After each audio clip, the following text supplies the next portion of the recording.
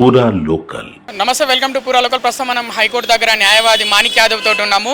లోపల బీసీ రిజర్వేషన్ల పైన విచారణ జరుగుతుంది. తీర్పు ఏ విధంగా వస్తుందని మీరు భావిస్తున్నారు? నేను ఒక బీసీ బిడ్డగా ఖచ్చితంగా బీసీలకు అనుకూలంగా వస్తుందని అనుకుంటా ఉన్నా. ఇప్పటిదాకా గవర్నమెంట్ తరపున న్యాయవాదులు వాళ్ళకు వాదనలు వినిపించారు. నెక్స్ట్ బీసీ తరపున బీసీ సంఘాల తరపున న్యాయవాదులు వినిపించడానికి ఇప్పుడు 1 అవర్ బ్రేక్ ఉంది. బ్రేక్ తర్వాత వాదనలు వినిపిస్తారు.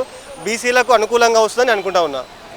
అలాగే రాజ్యాంగ ప్రకారం చూసుకుంటే 50% రిజర్వేషన్లు దాటితే అవి చెల్లవు అని ముందు నుంచి అందరూ చెప్తున్న పరిస్థితి. మరి అయినా కూడా ఏ విధంగా మరి ప్రభుత్వం పాజిటివ్గా వెళ్తుంది? మరి అది సాధ్యమేనా? ఇప్పుడు సుప్రీంకోర్టు గైడ్లైన్స్ ప్రకారం 50% దాటొద్దు అనేది ఉంది. ఆల్రెడీ 42% బీసీల కంటే మరి ఎస్సీ ఎస్టీ అంటే 67 ఏమైతే ఉన్నది. మరి 67 మన 50 గవర్నమెంట్ సుప్రీంకోర్టు గైడ్లైన్స్ మన వైలేషన్ చేసినట్టు అవుతుంది. కాబట్టి మరి ఏం చెబుతారో తెలియదు. కానీ రాజ్యాంగంలో మాత్రం 50% వేయాలి, 60 అట్లా ఏం లేదు. జనాభా ప్రాతిపదికన ఖచ్చితంగా వేయడానికి ఆస్కారం ఉంటుంది. మరి దాన్ని ఏం చేస్తారు అనేది ఇప్పుడు ఆఫ్టర్ లంచ్ తర్వాత మన వాదనలు వినిపిస్తారు. తర్వాత జడ్జిమెంట్ ఏమొస్తుందని వెయిట్ అండ్ సీ. బీసీ కులగణన ఏదైతే చేశారో ఆ లెక్కలు మొత్తం ఇప్పుడు హైకోర్టు ముందు సమర్పించిందా ప్రభుత్వం? ఆ బీసీకి సంబంధించిన వాళ్ళు చేసిన కులగణన అంతా కూడా పెట్టిర్రు. అయితే బీసీ దాంట్లో కొన్ని రకాల ఇబ్బందులు కూడా ఉన్నాయి. కరెక్ట్గా చేయలేదని చెప్పేసి కూడా వాళ్ళ వాదనలు వినిపిస్తూ ఉన్నాయి. మరి కోర్టు ఏది పరిగణలోకి తీసుకుంటుంది అనేది వెయిట్ అండ్ సీ. ఒకవేళ ఈ 42% కొట్టేస్తే మాత్రం పాత జరగడానికి ఆస్కారం ఉంటుంది. ఒకవేళ 42% ఓకే చేస్తే ఏంటంటే ఇండియా వైజ్ మొత్తం ఖచ్చితంగా ఇట్లనే వేయాలి. సో మరి గవర్నమెంట్కు ఎట్లా వస్తుంది అర్థం కాదు. ఆల్రెడీ నోటిఫికేషన్ వచ్చింది. ఎంపీటీసీలు, జెడ్పీటీసీలు, స్థానిక సంస్థల ఎన్నికలు అన్నీ కూడా ఆల్రెడీ నోటిఫికేషన్ రెడీగా ఉన్నది నామినేషన్ చేయడానికే. మరి 2018 పంచాయతీ యాక్ట్ ప్రకారం ఏమో ఎంతమంది జనాభా ప్రాతిపదికన వేయడానికి ఆస్కారం ఉంటుంది.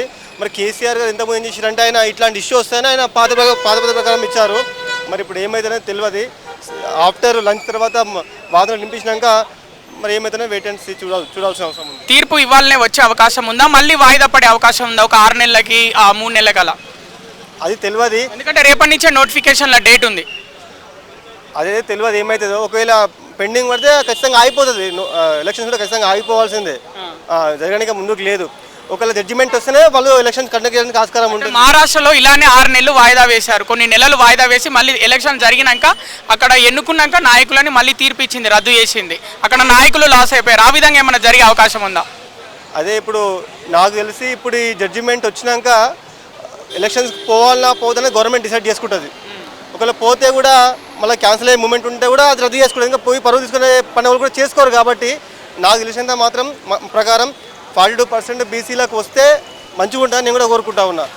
అలాగే రాష్ట్రపతి దగ్గర, గవర్నర్ దగ్గర 3 నెలలు బిల్లులు పెండింగ్లో ఉంటే ప్రభుత్వం ఆ బిల్లుల మీద ముందుకెళ్ళొచ్చు నిర్ణయం ప్రకారము అని సుప్రీంకోర్టు అలాగే గతంలో చెప్పిన పరిస్థితి. అందులో కూడా కొన్ని లిమిటేషన్స్ ఉన్నాయి. అట్లా ఇష్టానుసారంగా పోనీకే లేదు.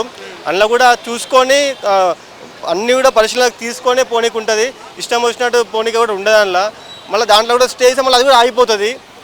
నాకు తెలిసినంత ప్రకారం పాత పద్ధతి ప్రకారమే కొనసాగుతుందేమో అనుకుంటా ఉన్నా.